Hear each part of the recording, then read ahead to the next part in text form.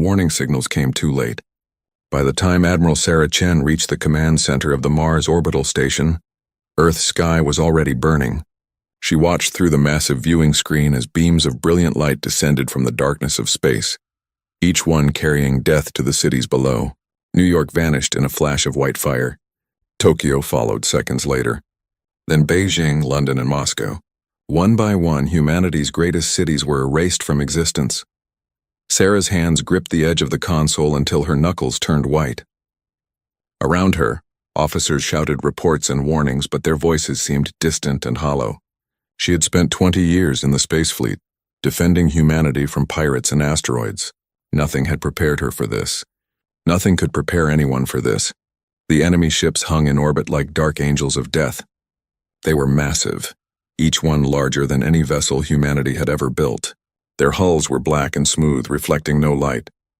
These were the Zarkun, and they had come without warning, without communication, without mercy. They simply appeared in Earth's orbit and began their work of destruction. A young communications officer turned to Sarah, tears streaming down his face. He held out a datapad with shaking hands. The numbers on the screen made her stomach twist. 4.2 billion dead. In just 48 hours, the Zarkun had killed nearly half of Earth's population. The two newest human colonies, small settlements on distant worlds, had been destroyed completely. Only New Hope Colony remained, too far away and too small for the aliens to bother with yet. Sarah forced herself to breathe. She had to think clearly. Panic would kill them all. She looked around the command center at the surviving officers. They were looking at her, waiting for orders, waiting for hope. But what hope could she give them? The human fleet consisted of 47 ships. The Zarkun had thousands. Humanity had been in space for only 200 years. According to the brief data they had gathered before the attack, the Zarkun Empire had existed for 50,000 years. Dr. Marcus Webb entered the command center, his laboratory coat covered in dust. The xenobiologist had been studying alien artifacts when the attack began. He approached Sarah with a grim expression. He had been analyzing the attack patterns, trying to understand why the Zarkun had struck so suddenly and so brutally. Marcus showed her his findings on a portable screen. The Zarkun had sent a message, but it came after the attack started. The message was simple and cold. Humanity had expanded into territory the Zarkun considered theirs. The attack was meant as a lesson, a warning to other primitive species that the hegemony would not tolerate upstarts. The Zarkun expected humanity to surrender immediately or be wiped out completely. Sarah read the message 3 times. Each time her anger grew stronger. The Zarkun thought humans were primitive. They thought this attack would break humanity's spirit. They thought wrong. She looked at the devastated Earth below and made a decision. Humanity would not surrender. They would not beg for mercy. They would fight, and they would make the Zarkun regret every human life they had taken. She called together the surviving military and political leaders through encrypted channels. They met virtually from hidden bunkers scattered across Earth and the remaining colony. The president spoke first, his face haggard and aged by grief. He asked the question everyone was thinking. How could humanity possibly fight back against such overwhelming power? Sarah stood before the virtual assembly and spoke with conviction. The Zarkun were powerful, yes, but they had made a critical mistake. They had assumed that destroying Earth's cities would destroy humanity's ability to fight back. They were wrong. When humanity built its internet and communication systems, they built them to survive. Every piece of scientific knowledge, every military plan, every technical blueprint was stored in thousands of locations. The data centers deep underground had survived. The backup systems on stations and colonies remained intact. Marcus added his own observation. The Zarkun had attacked with overwhelming force, but their tactics showed arrogance. They flew in predictable patterns. They used the same weapon frequencies. They expected no real resistance. This arrogance was a weakness that humanity could exploit. The Zarkun had never fought an enemy that refused to follow the rules of honorable warfare. They had never faced an enemy that would do anything to survive.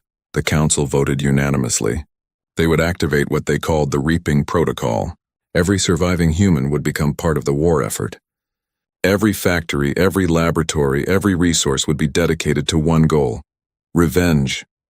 Not just revenge, but survival. They would show the Zarkun and the entire galaxy that humanity could not be easily destroyed. Sarah took command of the remnant fleet. 47 ships against thousands seemed impossible, but she remembered something her grandfather told her when she was young. He had been a soldier in one of Earth's old wars. He said that the most dangerous enemy is not the strongest or the smartest. The most dangerous enemy is the one with nothing left to lose and everything to fight for. As Earth continued to burn below, Sarah began planning humanity's response. The Zarkun had struck first. They had killed billions. They thought they had won, but the war had only just begun. In the hidden factories beneath Earth's surface, in the secret shipyards of New Hope Colony, humanity was preparing to teach the ancient empire a lesson of their own. They would learn that humans were not primitive. They were not weak, and they would never, ever surrender. The war shepherd Krelvan watched Earth from his command ship. The mission had been simple: eliminate the human threat and move on. But something troubled him. Most species surrendered after losing half their population. Most species begged for mercy. But the humans were silent. Their remaining ships did not flee. They did not call for peace. They simply waited, and somehow that silence was more disturbing than any threat could have been. 3 months after the attack, humanity was transformed.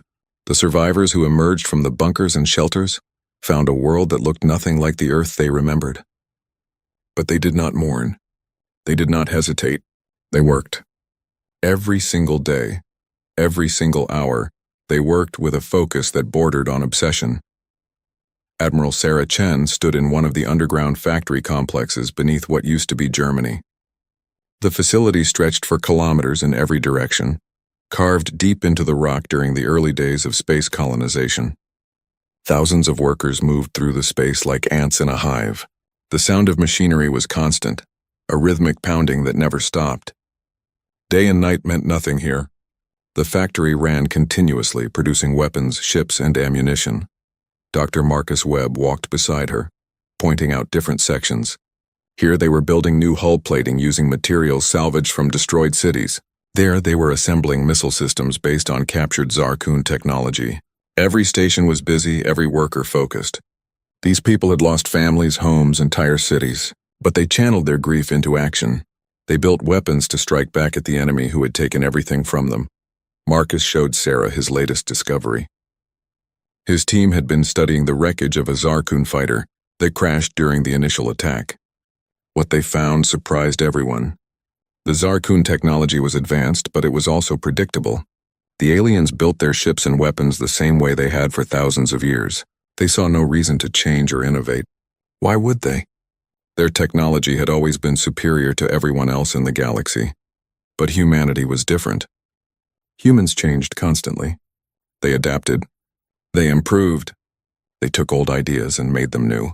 Marcus and his team had reverse-engineered the Zarkun shield technology in just 6 weeks. A process that should have taken years, maybe decades, was completed in less than 2 months. They did it by breaking every rule of traditional scientific research. They worked in parallel teams, sharing data instantly across the globe. They tried hundreds of approaches simultaneously. They failed fast and learned faster. Sarah listened to Marcus explain how they had improved the Zarkun shields.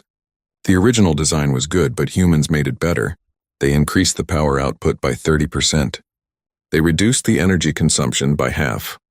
The Zarkun would be facing their own technology, upgraded and enhanced by human innovation. Marcus smiled as he said it, but there was no joy in that smile. Only cold determination. In another part of the complex, Captain James Okafor was training soldiers for a new kind of warfare. Before the attack, James had been part of Earth's special forces. He had fought in conflicts across the solar system, dealing with pirates and terrorists. Now he was teaching these skills to thousands of volunteers, but he was not teaching them to fight fair. He was teaching them to fight dirty. James demonstrated tactics that would never appear in any official military manual. How to sabotage enemy ships from the inside, how to use the environment as a weapon, how to turn enemy technology against them, how to make every engagement cost the Zarkun more than they expected to pay. His students were eager learners. They understood that honor and fairness were luxuries humanity could no longer afford. Sarah watched a training exercise where human soldiers practiced boarding actions. They moved fast and struck hard, using every advantage they could find. They booby-trapped corridors. They hacked enemy systems. They created chaos and confusion. The Zarkun, Marcus explained, fought according to ancient codes of honor. They announced their presence. They fought in formation. They gave their enemies chances to surrender. Humans would give them no such courtesy. The transformation was not just military. On New Hope Colony, the surviving settlers had converted their entire settlement into a fortress and shipyard. The colony had been small, home to only 50,000 people. Now it was the center of humanity's military production. Every building served the war effort. Children too young to work in factories attended schools where they learned engineering, tactics, and alien languages. Everyone contributed. Everyone understood what was at stake. Sarah received regular reports from New Hope. The shipyards were producing vessels at an incredible rate. These were not the elegant exploration ships that humanity had built before the war. These were weapons, fast, deadly, and designed for one purpose. The designers had studied every engagement humanity ever fought and learned from it. They stripped away everything unnecessary. No comfortable quarters, no fancy viewing lounges. Just engines, weapons, shields, and crew quarters barely large enough to survive in. Marcus briefed the War Council on his analysis of Zarkun warfare. The ancient empire had fought hundreds of wars across thousands of years, but they always fought the same way. They assembled their fleets. They approached in formation. They engaged in direct combat. They valued honor and tradition above all else. This made them predictable, and predictability was a fatal weakness against an enemy who refused to play by the rules. Sarah proposed humanity's first counterattack, not a direct assault on Zarkun military forces. That would be suicide. Instead, she wanted to target their economy. The Zarkun Empire was vast, spanning hundreds of star systems. That empire required resources, mining operations, trade routes, supply lines. These were spread thin across space, often protected by minimal forces. They were vulnerable. The Council approved her plan unanimously. Humanity would strike where the Zarkun least expected it. They would attack the mining colonies and resource extraction facilities. They would disrupt trade routes. They would force the Zarkun to spread their forces thin, trying to protect everything. And every resource humanity denied the Zarkun was one less resource they could use to build more weapons, more ships, more tools of destruction. James Okafor volunteered to lead the first mission. He would take a small fleet of newly built human ships, equipped with the upgraded Zarkun technology and human tactical thinking. His target was a mining operation in a system the Zarkun called Core 7. Intelligence suggested it was lightly defended, producing metals essential for their ship construction. Destroying it would hurt their war production. As James prepared for departure, Sarah gave him one final order. Make sure the Zarkun know who attacked them. Make sure they understand that humanity was not dead, not defeated, not afraid. The Admiral wanted the Zarkun to feel what humanity had felt: fear, uncertainty, the knowledge that death could come at any moment from any direction. The human fleet launched from New Hope Colony under cover of darkness. 47 ships had become 90 ships in just 3 months, small compared to the Zarkun armada but growing. Each ship carried weapons that combined alien technology with human innovation. Each crew had been trained in tactics the Zarkun would never expect. They jumped into hyperspace, heading toward their first target. On Earth, in the bunkers and underground cities, billions of humans waited for news. They had survived the worst attack in human history. They had buried their dead and dried their tears. Now they worked, building the tools of revenge. The Zarkun had thought the war was over. They thought humanity would surrender or die. They were about to learn how wrong they were. The war had only begun and humanity was done playing the victim. It was time to show the galaxy what humans could do when pushed to the edge of extinction. Captain James Okafor's fleet dropped out of hyperspace at the edge of the Core 7 system. His tactical display showed exactly what intelligence had promised. 1 mining station orbiting a dead planet, 3 cargo vessels loading refined metals, 2 Zarkun patrol ships, outdated models that had been in service for centuries. The enemy was completely unprepared for what was about to happen. James gave the signal. His ships accelerated toward the mining station, moving in patterns that confused the Zarkun sensors. They did not approach in formation. They did not announce their presence. They simply attacked. Missiles launched from multiple angles. Energy weapons targeted the station's power core and communication arrays. Within minutes, the mining station was crippled, unable to call for help or defend itself. The Zarkun patrol ships moved to intercept, but they were too slow.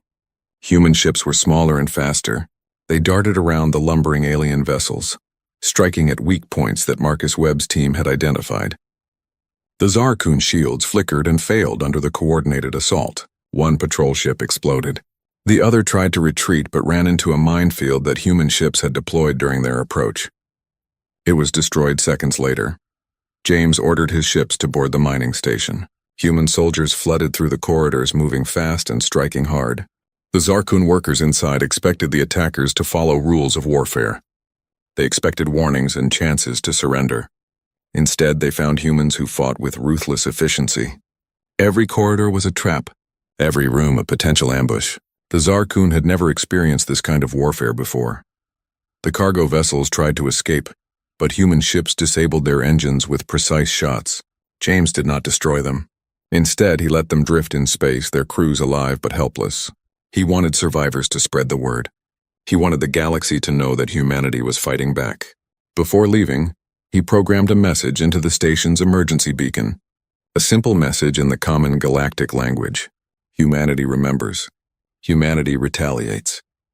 Over the next 6 months, similar attacks happened across Zarkun territory. Mining colonies fell silent. Trade convoys disappeared. Supply depots were raided and destroyed. Each attack was swift and brutal. The humans struck without warning, from unexpected directions, using tactics that seemed to have no honor or logic. They poisoned water supplies. They hacked automated systems and turned them against their creators. They planted bombs that detonated days after they left, spreading fear and paranoia. War Shepherd Krelvan stood in his command center, staring at reports that made no sense. His empire was being attacked by an enemy that should have been destroyed months ago. The humans were supposed to be primitive. They were supposed to be weak. Yet they fought like demons, striking everywhere and nowhere. Impossible to predict or counter. His officers reported losses that seemed impossible. 30% of resource income gone in just half a year. Krelvan studied the human tactics with growing unease. They did not fight honorably. They ambushed supply convoys. They attacked civilian mining operations. They used biological weapons that targeted Zarkun physiology specifically. Dr. Webb's team had developed viruses that made the aliens sick, but did not kill them immediately. Infected Zarkun would spread the disease to others before symptoms appeared. Entire outposts would become useless as workers fell ill. The humans also weaponized asteroids. They would attach engines to space rocks and send them crashing into Zarkun facilities at incredible speeds. Simple, cheap, and devastatingly effective, the Zarkun defense systems were designed to stop ships and missiles, not natural objects moving at orbital velocities. Mining stations, fuel depots, even military bases were destroyed by rocks that cost humanity almost nothing to deploy. Admiral Sarah Chen monitored the campaign from her command ship. Every report brought good news. The humans were winning battles they had no business winning, not through superior technology or numbers, but through creativity and determination. Her crews were exhausted, pushed to their limits, but they never complained. They had all lost someone in the first attack. They all had personal reasons to fight. Dr. Marcus Webb made first contact with another species during one of these raids. The Cathara were a peaceful race that the Zarkun had conquered centuries ago. They worked in the mines and factories producing weapons and materials for their masters. Marcus approached them carefully, offering help in exchange for information. The Cathara were shocked that anyone would dare oppose the hegemony, but when they saw humans fighting and winning, hope sparked in their eyes. The Cathara began providing intelligence about Zarkun movements and facilities. They sabotaged equipment when they could do so safely. They spread rumors that made the Zarkun nervous and paranoid. Marcus realized that humanity was not alone in hating the Empire. There were dozens of subject species, all oppressed, all waiting for someone to show them that resistance was possible. Humans were becoming that symbol of resistance. Sarah decided it was time to make a formal announcement. She recorded a message and broadcast it across all galactic communication channels. Every species in the galaxy would hear it. Every empire would learn what happened when you attacked humanity. She spoke calmly and clearly. The Zarkun struck first. They killed billions of innocent people. They thought humanity would surrender or die. They were wrong. Humanity was alive. Humanity was fighting, and humanity was just getting started. The message spread across the galaxy like wildfire. Other species watched in amazement as this young, supposedly primitive race fought back against one of the oldest and most powerful empires. Some laughed, thinking humans were fools who would soon be crushed. Others watched with interest, wondering if humanity might actually succeed. The Cathara and other oppressed species watched with growing hope. If humans could hurt the hegemony, maybe others could too. The Zarkun Emperor finally responded. He appeared on all channels, his face twisted with rage. He declared that humanity would be exterminated completely. Every human ship, every trace of human civilization would be wiped from existence.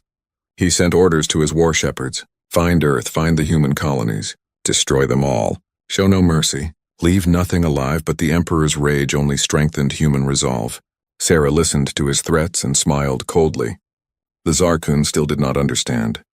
They still thought this was a conventional war that could be won through force. They did not realize that humans had nothing left to lose. Earth was already devastated. Billions were already dead. The Zarkun threats meant nothing because they had already done their worst. Now it was humanity's turn. Captain Okafor received reports that 3 other subject species had begun their own rebellions. Inspired by human actions, they were striking at Zarkun facilities in their own territories. The Empire was spreading its forces thin, trying to protect everything and everyone. The war shepherds who had once moved with confidence now hesitated, wondering where the next attack would come from. Krelvin felt something he had never experienced in his long military career. Fear. Not fear of death in battle, which was honorable, but fear of the unknown. Fear of an enemy that could not be predicted or understood. The humans fought without honor. They fought without mercy. They fought like cornered animals with nothing to lose. And somehow, impossibly, they were winning. As the first year of the war ended, the balance of power had shifted. The Zarkun still had more ships, more soldiers, more resources. But they had lost their confidence. They had lost their sense of invincibility. Most importantly, they had lost control of the narrative. The galaxy was watching, and what they saw was a young species that refused to die, a species that fought back against impossible odds, a species that might actually win. The war was far from over, but humanity had proven one critical thing. They could be hurt, but they could not be broken. The silence in the arena was absolute. 100 million beings held their breath. Elena stood at the microphone, smiling. She looked completely relaxed, like she was talking to friends in her living room. So a Vorkesh, a crystalline, and a human walk into a bar, Elena said. The bartender looks at the Vorkesh and says, "We serve your kind here." The bartender looks at the crystalline and says, "We serve your kind here too." Then the bartender looks at the human and says, "We serve food as well." Elena paused. The audience was confused. Was this mockery? Was she insulting herself? What was happening? Because humans have to eat all the time, Elena explained with a grin. Seriously, it is embarrassing. You folks can go weeks without food. We get cranky after 4 hours. My species has conquered space travel, but we still cannot make it through a meeting without a snack break. Something happened then. From somewhere in the vast audience, a sound emerged. It was small at first, a strange chirping noise from a bird-like species, then a rumbling from a species that looked like living stone, then more sounds. Different sounds, but all expressing the same thing. Laughter, not the cruel laughter from the council chambers, not mockery. This was different. This was joy. The aliens were discovering something they had never experienced before. The pleasure of laughing not at someone else's weakness, but at the shared absurdity of existence itself. Elena continued. They told us humans are weak. And you know what? They are absolutely right. I stubbed my toe yesterday and I thought I was dying. I actually considered going to the medical bay for a stubbed toe. Meanwhile, I watched a Vorkesh get hit by a cargo container and he just flexed his shoulder and walked it off. More laughter. Louder now. The Vorkesh in the audience were making deep rumbling sounds. They were laughing too. And do not even get me started on our lifespan, Elena said. 100 years, that is it. Some of you live for thousands of years. You probably spend more time choosing what to eat for breakfast than we spend in our entire adult lives. I met a being yesterday who was celebrating their 3,000th birthday. 3,000 years old. I asked them what advice they had for someone my age. They said, "You are how old, 40? Oh, honey, you are practically dead already." The arena was filling with sound now. Different species making different noises, but all of them laughing. Really laughing. Emperor Zixtherin himself was in the royal box. And even he was making a sound that might have been the Vorkesh equivalent of a chuckle. Marcus Chen came onto the stage next. He brought a guitar, an instrument from Earth. He sat on a stool and started playing. Then he sang. The song was about being human in a galaxy of superior species. The lyrics made fun of humanity's weaknesses, but in a way that was warm and self-aware. I need oxygen to breathe and water every day. I cannot see in ultraviolet. My bones are made of clay. But I can laugh at myself, and that is okay. The audience was swaying now. Some species did not have bodies that could sway, but they were trying. The concept of musical comedy was completely new to them. They had music. They had mockery. But music that made fun of the singer himself? That was revolutionary. Zara Okonkwo came out next. She did physical comedy, something the aliens had never seen. She pretended to be a human trying to use alien technology. She pushed buttons that did not exist. She pulled levers that were not there. She acted out the confusion and frustration of being in a world not built for her species. The aliens understood physical humor. They could see the absurdity. They could feel the shared experience of things not working the way they should. Zara fell down. She got back up. She tried again. She failed again. And every time she failed, she smiled and shrugged as if to say, well, that did not work. The laughter was constant now. Wave after wave of it. Species that had never made sounds of joy before were discovering new expressions. The bird-like species were chirping in complex patterns. The crystalline beings were chiming like bells. The slug-like species were making wet bubbling sounds that somehow conveyed happiness. A full comedy troupe from Earth performed sketches. They acted out scenes from human life. A family arguing about where to go for dinner. Friends trying to split a restaurant bill. A person trying to assemble furniture with confusing instructions. Simple, everyday moments that every species could relate to in their own way. The final act was a comedian who specialized in observational humor. She talked about the little absurdities of life. How socks always disappear in the laundry. How you always need to use the bathroom right after getting comfortable. How you can never find your keys when you are in a hurry. Is it just humans, or does everyone have this problem? She asked. You know you put your communication device somewhere. You remember putting it down. But when you need it, it is gone. Vanished. Like it grew legs and walked away. And you search everywhere. Under cushions. In drawers. In the refrigerator for some reason. And where do you finally find it? In your hand. You were holding it the whole time. Just me? Okay, just me then. The arena exploded with recognition. Every species had experienced something similar. The specific details were different, but the feeling was universal. The frustration, the absurdity, the eventual laughter at your own foolishness. Elena returned to the stage for the closing act. She stood there and looked out at the sea of alien faces. Some were still laughing. Some were wiping away tears or their species equivalent. Some just sat in stunned silence, processing what they had experienced. Here is what I have learned, Elena said softly. The arena grew quiet to hear her. Being weak is not the same as being worthless. Being imperfect is not the same as being broken. Every species here has weaknesses. Every being has flaws. But most of you have spent your lives hiding those flaws, pretending to be stronger than you are, maintaining hierarchies based on who can hide their weakness best. She paused, letting her words sink in. Humans learned a different way, she continued. We learned to laugh at our weaknesses, to share them, to find joy in our shared imperfection. And that laughter made us stronger, not weaker. It connected us to each other. It reminded us that we are all struggling through this crazy universe together. Elena smiled, and it was the warmest smile anyone in that arena had ever seen. So yes, we are weak. We are short-lived. We need to eat and sleep and breathe. We are not impressive by your standards, but we can laugh at ourselves.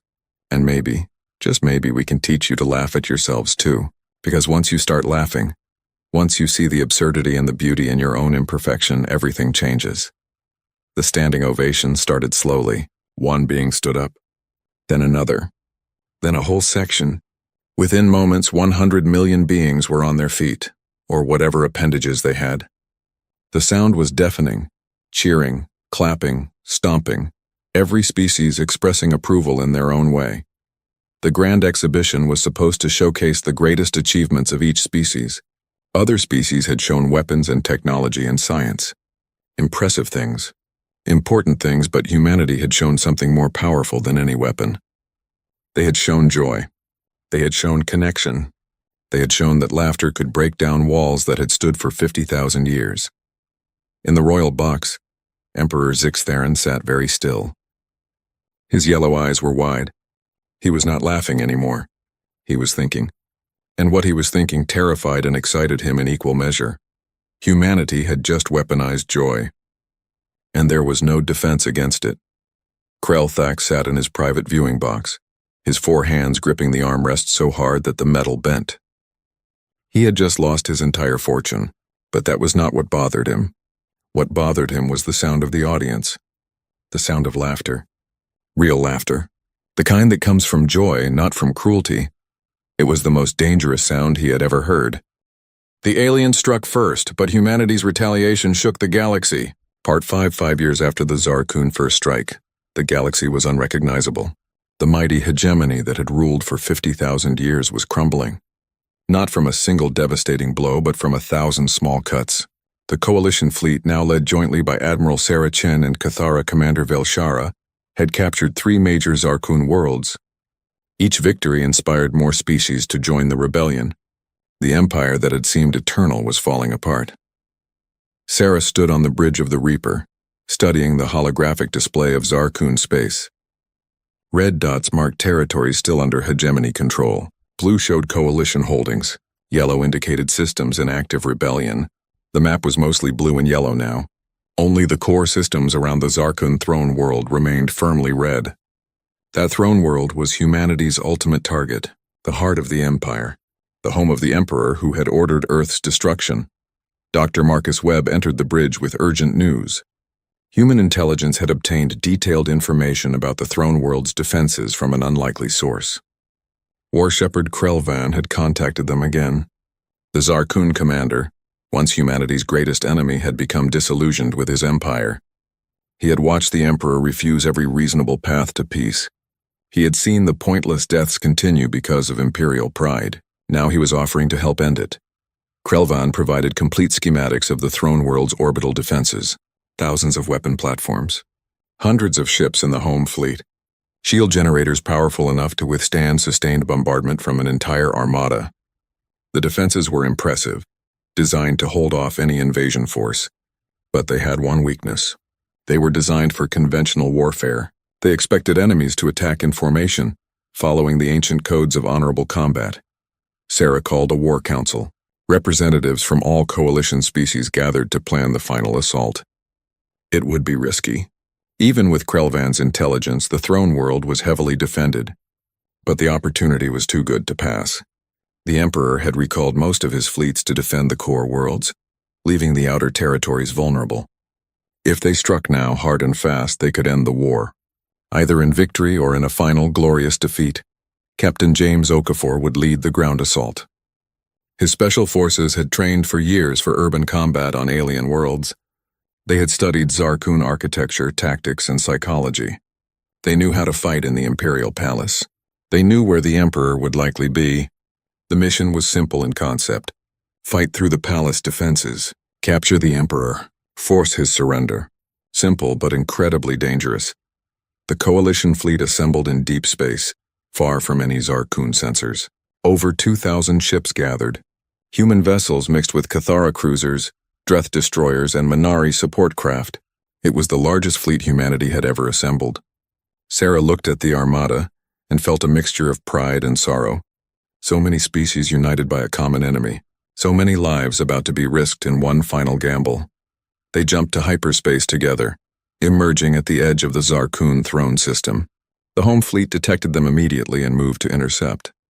5,000 Zarkun ships, the pride of the Empire, formed into traditional battle formations. They looked magnificent and terrifying. Their hulls gleamed in the light of the throne world sun. This was the moment that would decide everything. Sarah gave the order to attack. The coalition fleet did not advance in formation. They split into dozens of smaller groups, each moving independently, creating chaos and confusion. The AI-controlled drone swarms launched first, thousands of expendable craft that swarmed around the Zarkan fleet like mosquitoes. The home fleet's weapons fired constantly, destroying drones by the hundreds. But for every one destroyed, two more appeared to take its place. While the Zarkan focused on the drones, coalition ships struck at the orbital defenses. Human vessels specialized in close combat darted between the weapon platforms, disabling them with precise shots. Cathara ships, larger and more heavily armored, absorbed enemy fire while targeting the shield generators. The Dreth used their electronic warfare capabilities to hack enemy systems. The Minari provided medical support and rescued escape pods from damaged coalition ships. The battle raged for 18 hours. Space around the throne world became a graveyard of shattered vessels and floating debris. Coalition losses were heavy. Over 600 ships destroyed. Thousands of crew members dead or wounded. But the Zarkun suffered worse. Their home fleet, designed for impressive displays of power, could not adapt to the chaotic, unpredictable tactics of the coalition. Ship after ship fell, their crews either dying or surrendering. James Okafor's transport ships descended through the chaos, heading for the Imperial Palace. The massive structure dominated the throne world's capital city, a monument to Zarkun power and pride. Anti-aircraft fire filled the sky, but human pilots had learned to fly through worse. They dodged and weaved, losing ships but pressing forward. The first wave crashed through the palace walls and soldiers poured out into the corridors. The palace guards fought with desperate courage. They were the elite of the elite, trained since birth to protect the Emperor. But they had never faced humans in close combat. James and his team moved through the palace like ghosts, using every trick they had learned over 5 years of war. They threw grenades around corners. They hacked security systems. They turned the palace's own defenses against the guards. Nothing was off limits. Nothing was too dirty or dishonorable. Sarah watched from orbit as the space battle reached its climax. The Zarkun home fleet was broken. Ships were fleeing or surrendering. The orbital defenses were offline. The coalition had won, but the cost was terrible. She looked at the casualty reports and felt the weight of every death. 600 ships, 20,000 crew members, 20,000 families who would mourn, 20,000 lives spent to bring down an empire. In the palace throne room, James Okafor finally confronted the Zarkun Emperor. The ancient ruler sat on his throne, surrounded by the last of his guards. He looked old and tired, nothing like the powerful figure from propaganda broadcasts. James offered surrender terms. Stop the war. Release all subject species. Submit to trial for war crimes. The Emperor refused. He would rather die than surrender to primitives. He would rather see his entire empire burn than admit defeat. The final confrontation was brief and brutal. The guards attacked. James's team defended themselves. When the smoke cleared, the guards were dead or wounded. The Emperor sat alone on his throne facing the human captain. James raised his weapon and spoke calmly. He explained that the Emperor had a choice: surrender now and face justice, or die here and become a martyr. Either way, the war was over. The hegemony was finished. The galaxy had changed. The Emperor looked at James with hatred and something that might have been respect. He had underestimated humanity. They all had.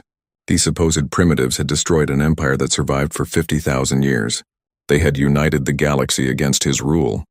They had proven that age and power meant nothing against determination and adaptability. Slowly, the Emperor raised his hands in surrender. News of the surrender spread across the galaxy within minutes. The Zarkun Empire, the mighty hegemony that had ruled countless worlds, had fallen. The coalition had won. Species that had been enslaved for centuries were suddenly free. The galaxy's power structure collapsed in a single day. Sarah Chen received the report on her bridge and allowed herself one moment of relief. One moment to close her eyes and remember all those who had died to reach this point. 6 billion on Earth in the first attack. Hundreds of thousands more in 5 years of war. So much death, so much sacrifice, but they had won. Against impossible odds, with inferior technology and smaller numbers, humanity and its allies had toppled an ancient empire. They had proven that tyranny could be defeated, that freedom was worth fighting for, that even the youngest species in the galaxy could shape its destiny if they refused to surrender. The Zarkun struck first. They thought they would crush humanity easily. Instead, they awakened something that would change the galaxy forever. They learned too late that humans fight hardest when they have nothing left to lose. The aliens struck first, But humanity's retaliation shook the galaxy. Part 6, 10 years after the Zarkun first strike. Admiral Sarah Chen walked through the rebuilt streets of New Earth City. The name was deliberate. This was not the old Earth trying to pretend the attack never happened. This was New Earth, transformed by war and loss into something different, something stronger. The buildings rose from the ashes of old cities, mixing human and alien architecture. Species from across the galaxy lived here now, working together to build a future none of them could have imagined a decade ago. The war trials had concluded last month. The Zarkun Emperor and his highest commanders faced justice for their crimes, not just against humanity, but against dozens of species they had oppressed for millennia. The proceedings were broadcast across the galaxy, ensuring everyone could see that tyranny had consequences. The Emperor was sentenced to life imprisonment. Some wanted execution, but Sarah argued for mercy. Killing him would make him a martyr. Letting him live as a prisoner showed that the coalition was better than the empire it had defeated. The Zarkun species itself was not punished. Most of them had simply followed orders, believing in their leaders and their empire. Now they were learning to live as equals rather than masters. It was a difficult adjustment. Some resisted. Some clung to old beliefs about their superiority. But the young ones, those who grew up after the war, were different. They had Cathara friends. They studied human history. They were building a new identity, one based on cooperation rather than domination. Dr. Marcus Webb had become the head of the Interspecies Scientific Coalition. His dream of unified research spanning multiple species was now reality. Human scientists worked alongside Cathara engineers, Dreth programmers, and Minari doctors. They shared knowledge freely. Medical breakthroughs that would have taken decades now took months. Technology advanced faster than ever. The combination of different perspectives and ideas created innovations none of them could have achieved alone. Captain James Okafor commanded the Galactic Peacekeeping Force, a military organization designed to prevent future wars. It was composed of soldiers from every coalition species, all trained in both combat and diplomacy. Their mission was not conquest but protection. They patrolled trade routes. They mediated disputes. They responded to natural disasters and emergencies. James had gone from teaching humans to fight dirty to teaching all species to avoid fighting at all. Sarah herself had retired from active military service. She now served as humanity's first ambassador to the Galactic Council. The Council was a new institution, formed to replace the old power structures that the hegemony had maintained. Every species had an equal voice. Decisions were made by consensus when possible, majority vote when necessary. It was messy and slow compared to the old imperial decree system, but it was fair. And fairness, Sarah had learned, was worth the inconvenience. The Council's first major decision was about reparations. The former hegemony territories contained vast wealth accumulated over thousands of years. How should it be distributed? Some argued it should all go to humanity, which had suffered the most. Others said it should be divided equally. Sarah proposed something different. Use the wealth to rebuild all the worlds damaged by the war, help species that had been enslaved, develop their own industries and defense forces, ensure that no one would ever again be vulnerable to a predatory empire. The proposal passed unanimously. Reconstruction efforts began immediately. Former hegemony factory worlds became educational centers. Military shipyards were converted to civilian use. Weapon manufacturing facilities started producing tools and machinery for peaceful development. The transformation was slow, but every month brought progress. The galaxy was healing, scarred but alive. War Shepherd Krelvan, the Zarkun commander who had helped end the war, lived in quiet exile on a remote world. He was not imprisoned, but he could never return to his home. His own people considered him a traitor, but he received regular messages from coalition members, thanking him for his courage. Some even visited him, asking him to teach military strategy at the new Interspecies Military Academy. He agreed, finding purpose in helping the next generation understand both the glory and horror of war. Sarah visited him once, 2 years after the war ended. They sat together on a hillside overlooking an alien ocean, two old warriors reflecting on what they had done. Krelvan asked if she regretted the way humanity fought. All the dirty tactics, all the dishonorable methods. Sarah considered the question carefully before answering. She said she regretted the necessity of it, but she did not regret doing what was needed to survive. Honor was a luxury that the dead could not afford. Krelvan nodded slowly. He understood now. The humans had not been savage or primitive. They had been pragmatic. They had recognized that survival was more important than reputation. They had done terrible things, yes, but they had done them in service of a greater good, the freedom of billions, the end of tyranny, the birth of a new galactic order based on equality rather than domination. Perhaps, he suggested, that was the highest form of honor, doing what must be done regardless of cost. On Earth, a massive memorial was completed. It stood where New York once stood, visible from orbit. 6 billion names were inscribed on black stone walls that formed a spiral reaching toward the sky. Every person who died in the first attack was remembered. Visitors walked the spiral path, touching names, remembering the cost of peace. At the center was a simple inscription in every language of the galaxy. We remember, we mourn, we endure. Sarah visited the memorial on the 10th anniversary of the attack. She was older now, her hair gray, her face lined with the marks of a hard decade. She walked slowly along the spiral, reading names. So many lives, so many futures stolen.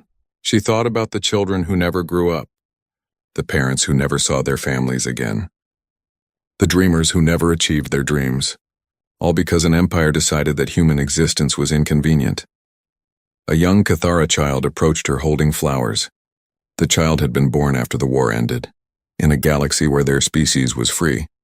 They asked Sarah a question in halting but sincere human language. Were humans always this strong? Sarah knelt down to the child's level and smiled sadly. She explained that humans became strong because they had to be, because someone attacked them and left them no choice but to fight back. But the real strength, she said, was not in fighting. The real strength was in choosing mercy when you had the power to destroy. The child placed the flowers at the base of the memorial and looked up at the endless names. They asked another question. Will there be more wars? Sarah wished she could promise peace forever, but she was too honest for comfortable lies. She said there would always be conflicts. Different species would always have disagreements. But the galaxy had learned an important lesson. War should be the last resort, not the first response. And if war came again, it would be fought by united species defending each other, not empires crushing the weak. That evening, Sarah attended a celebration at the council chambers. It was not celebrating the war, but the peace that followed. Representatives from 50 species mingled, sharing food and stories. The Cathara performed traditional songs of freedom. The Dreth demonstrated their latest technological marvels. The Minari offered medical treatments to anyone who needed them. And the humans, the species that had been targeted for extinction just a decade ago, stood among them as equals and friends. Commander Velshara found Sarah in the crowd and embraced her warmly. The Cathara leader had become one of Sarah's closest friends over the years. They had fought together, bled together, survived together. Velshara thanked Sarah again for what humanity had done. Not just for defeating the hegemony, but for showing the galaxy that change was possible, that old systems could be torn down and replaced with something better, that the future did not have to repeat the past. Sarah accepted the thanks with grace but insisted that humanity deserved no special recognition. They had fought for survival, nothing more. It was the species that joined them, that chose to rebel against their oppressors, that truly changed the galaxy. Humanity just lit the spark. Others carried the flame. Together they built something new from the ashes of the old. As the celebration continued into the night, Sarah stepped outside to look at the stars. Somewhere up there, human ships patrolled trade routes alongside vessels from a dozen other species. Somewhere up there, scientists from multiple worlds worked together to unlock the mysteries of the universe. Somewhere up there, children of different species played together, learning that differences were not threats but opportunities. The Zarkun had struck first, believing they could eliminate humanity with overwhelming force. They learned too late that some species cannot be broken, only bent. Humanity's retaliation had indeed shook the galaxy, toppling an ancient empire and reshaping the political landscape of known space. But humanity's mercy, its willingness to build rather than destroy after victory, that changed the galaxy forever. That showed all species that strength without compassion was tyranny, but strength with compassion was true civilization.